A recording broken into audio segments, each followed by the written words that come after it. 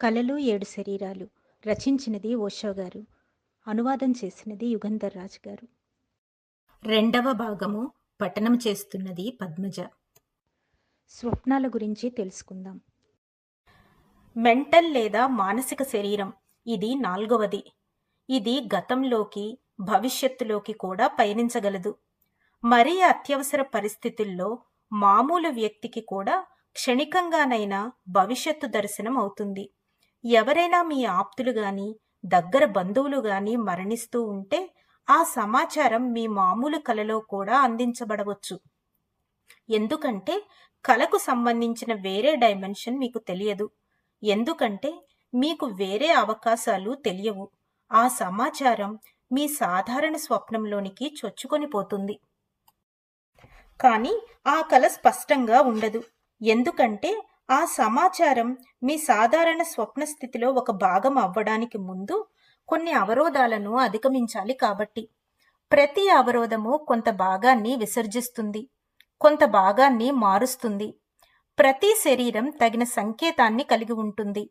తద్వారా ప్రతిసారి ఒక కళ ఒక శరీరం నుంచి మరొక శరీరానికి మారుతూ ఉంటుంది.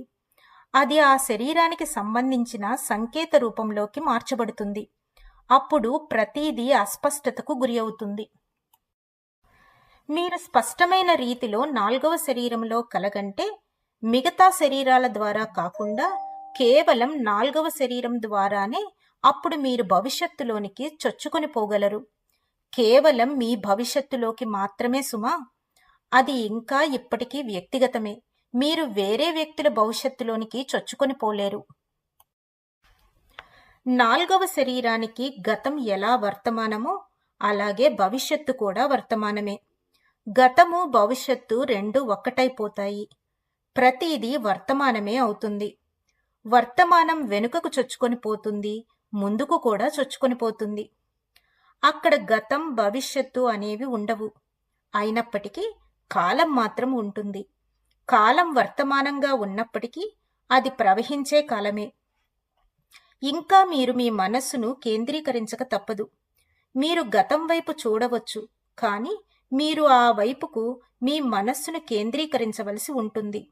అప్పుడు భవిష్యత్తు మరి గతం అనేవి తాత్కాలికంగా రద్దు చేయబడిన స్థితిలో ఉంచబడతాయి. మీరు భవిష్యత్తు వైపు కేంద్రీకరిస్తే మిగతా రెండు, గతం మరి వర్తమానం అనేవి ఉండవు. మీరు గతాన్ని, వర్తమానాన్ని మరి భవిష్యత్తును చూడగలిగే స్థితిలో ఉంటారు. కానీ ఒకటిగా మాత్రం కాదు. మీ వ్యక్తిగత స్వప్నాలను, వ్యక్తిగతంగా మీకు మాత్రమే చెందిన స్వప్నాలను మాత్రమే చూడగలిగే స్థితిలో మీరు ఉంటారు. ఐదవదైన ఆధ్యాత్మిక శరీరం వ్యక్తిగత పరిధిని మరి కాల పరిధిని అధిగమిస్తుంది. ఇప్పుడు మీరు అనంత కాలంలో ఉన్నారు. అప్పుడు కలగనడం అనేది మీకు సంబంధించినదిగా ఉండదు. అది అనంతం యొక్క చేతనత్వంతో కూడి ఉంటుంది. ఇప్పుడు మీకు మొత్తం సృష్టి యొక్క గతం తెలుసు, కానీ భవిష్యత్తు మాత్రం కాదు.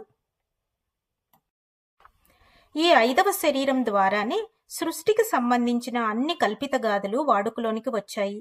అవి అన్నీ ఒక్కటే, సంకేతాలు, కథలు కొద్దిగా మారతాయంతే. కానీ సృష్టికి సంబంధించిన కల్పనలు. ఈ ప్రపంచం మీతో సృష్టించబడింది.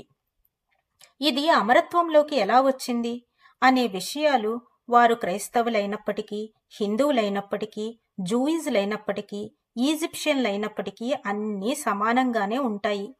అవి అన్నీ ఒక రహస్య ప్రభావం అనే పోలికను కలిగి ఉంటాయి. ఉదాహరణకు, ప్రళయాల గురించి ఒకే విధమైన కథ ప్రపంచం మొత్తం మీద అన్నిటిలోనూ ఉన్నాయి. వాటికి సంబంధించినవి చారిత్రాత్మకంగా గ్రంథస్థం చేయబడి లేవు. కానీ ఒక రుజువు ఉంది. ఆ రుజువు ఐదవ శరీరమైన ఆధ్యాత్మిక శరీరానికి చెందినది. వాటి గురించి ఆ ఐదవ మానసం కలగనగలదు. మీ అంతరంగంలోకి ఎంతగా పయనించగలరో అంతగా మీ స్వప్నం వాస్తవానికి దగ్గరగా వస్తుంది. భౌతికంగా కలగనడం అనేది అంత వాస్తవం కాదు. అది తనదైన వాస్తవాన్ని కలిగి ఉంటుంది, కానీ అది వాస్తవం కాదు. ఎథరిక్ అనేది దానికంటే ఎంతో వాస్తవమైనది. అంతకంటే కూడా ఆస్ట్రల్ ఇంకా వాస్తవమైనది. మెంటల్ అంటే మానసికం అనేది ఇంకా వాస్తవానికి దగ్గర చేస్తుంది.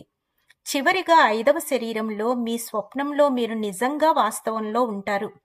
ఇదే వాస్తవాన్ని తెలుసుకునే విధానం. దానిని స్వప్నంగా పిలవడం సరికాదు, కానీ ఒక విధంగా చూస్తే అది కలగనడమే.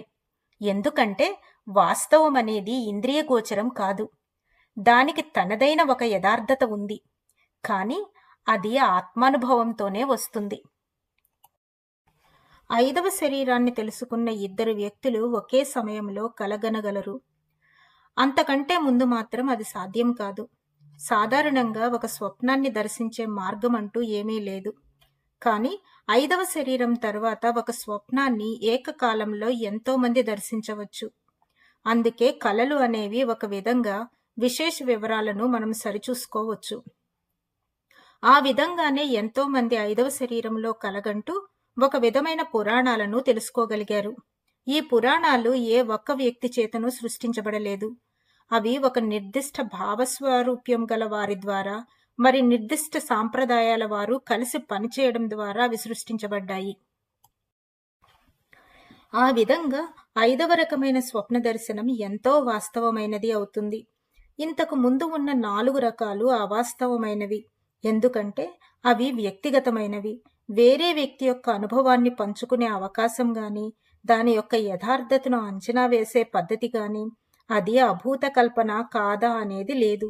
అభూత కల్పన అనేది మీరు సంకల్పించినదే.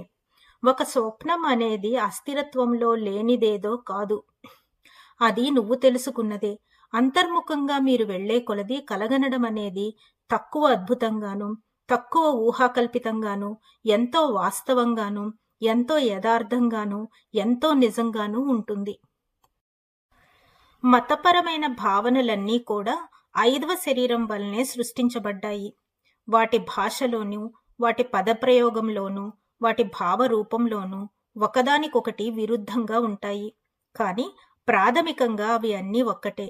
అవి అన్నీ 5వ శరీరం యొక్క స్వప్నాలు. 6వ శరీరమైన విశ్వమయ శరీరంలో మీరు చేతనం, అచేతనం అనే పరిధిని, పదార్థము, మనస్సు అనే పరిధిని అధిగమిస్తారు. అన్ని వైరుధ్యాలను మీరు విసర్జిస్తారు. 6వ శరీరం విశ్వం గురించే కలగంటుంది. మీరు చేతనత్వం యొక్క పరిధిని అధిగమిస్తారు. మరి అచేతన ప్రపంచం కూడా మీ అనుభూతిలోనికి వస్తుంది. ఇప్పుడు ప్రతిదీ సజీవం, మరి సచేతనం. మనం పదార్థం అని పిలిచేది కూడా ఇప్పుడు చైతన్యంలో ఒక భాగం అవుతుంది. విశ్వకల్పన స్వప్నాలు ఈ 6వ శరీరంలోనే తెలుసుకోబడ్డాయి. మీరు వ్యక్తిని అధిగమించారు, చైతన్యాన్ని అధిగమించారు, స్థలకాలాలను అధిగమించారు. ఇంకా భాష అనే సాధ్యమే. అది దేనివైపో చూపిస్తూ ఉంటుంది. అది దేనినో సూచిస్తూ ఉంటుంది. బ్రహ్మ గురించి, మాయ గురించి సిద్ధాంతాలు, ఏకత్వం యొక్క, అనంతత్వం యొక్క సిద్ధాంతాలు అన్నీ ఈ 6వ రకమైన స్వప్నాలలోనే తెలుసుకోబడ్డాయి. ఎవరైతే విశ్వతలంలో కలగన్నారో వారే గొప్ప వ్యవస్థలకు, గొప్ప మతాలకు సృష్టికర్తలు అయినారు. 6వ రకమైన మనస్సు ద్వారా వచ్చే కలలు మనము ఉన్నట్లుగానే ఉంటాయి. మనము లేనట్లుగా ఉండవు. మన అస్తిత్వం ఉన్నట్లుగానే ఉంటాయి. మన అస్తిత్వం లేనట్లుగా ఉండవు. ఇంకా ఇక్కడ అస్తిత్వాన్ని పట్టుకుని వేలాడే పీకులాట, మరి అస్తిత్వంలో ఉండమేమో అన్న భయము ఉంటుంది. పదార్థము మరి మనస్సు ఇక్కడ ఒకటయ్యాయి. కానీ అస్తిత్వము మరి అస్తిత్వం లేకపోవడం అనేది మాత్రం కాదు. ఉండడం మరి ఉండకపోవడం అనేది మాత్రం ఒకటి కాదు. అవి ఇంకా వేరుగానే ఉన్నాయి. ఇదే చిట్ట చివరి అడ్డంకి.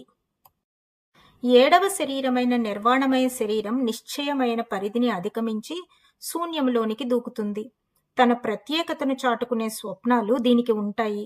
శూన్యం గురించి స్వప్నాలు మొదలైనవి. అవును అనేది వెనకే విడిచివేయబడింది. కాదు అనేది కూడా ఇప్పుడు కాదు. శూన్యం అంటే ఏమీ లేకపోవడం కాదు. ఇంకా చెప్పాలి అంటే ఏమీ లేకపోవడం అనేది ఇంకా ఎంతో అనంతం. నిశ్చయమైన దానికి కూడా హద్దులు ఉండి తీరాలి. అది అనంతం కాజాలదు. కేవలం అనిశ్చయమైనది మాత్రమే హద్దులు లేకుండా ఉండగలదు. ఈ విధంగా 7వ శరీరానికి దాని స్వప్నాలు దానికి ఉన్నాయి. ఇప్పుడు అక్కడ సంకేతాలు లేవు, రూపాలు లేవు. కేవలం రూపరహితం మాత్రమే ఉంటుంది. ఇప్పుడు అక్కడ శబ్దం లేదు, శబ్దలేమి మాత్రం ఉంటుంది. అక్కడ పరిపూర్ణ నిశ్శబ్దం ఉంది. ఆ నిశ్శబ్ద స్వప్నాలు పరిపూర్ణం, అనంతం. ఇవే ఆ సప్త శరీరాలు. ప్రతి శరీరానికి తనదైన శైలిలో స్వప్నాలు ఉంటాయి. కానీ స్వప్నాల యొక్క ఈ 7 తలాలు 7 విధాలైన వాస్తవాలను తెలుసుకోవడానికి అడ్డంకులు కావచ్చు. వాస్తవాన్ని తెలుసుకొనడానికి మీ భౌతిక శరీరానికి ఒక పద్ధతి ఉంది. మరి దాని గురించి కలగనడానికి కూడా ఒక పద్ధతి ఉంది. మీరు ఆహారం తీసుకుంటే అది ఒక వాస్తవం. కానీ మీరు ఆహారం తీసుకున్నట్లు కలగంటే అది ఒక వాస్తవం కాదు. స్వప్నం అనేది నిజమైన ఆహారానికి ఒక ప్రత్యామ్నాయం మాత్రమే. అందుకే భౌతిక శరీరం తనదైన వాస్తవాన్ని కలిగి ఉంటుంది. అలాగే తన సొంత శైలిలో కలగంటుంది. ఇలా 2 విధాలుగా భౌతిక శరీరం తన విధులను నిర్వహిస్తుంది. అవి ఒకదాని నుంచి మరొకటి చాలా దూరంగా ఉంటాయి. ఈ భాగాన్ని ఇక్కడితో ముగిస్తున్నాను. వచ్చే భాగంలో మళ్ళీ కలుద్దాం. అంతవరకు సెలవు. ధన్యవాదాలు.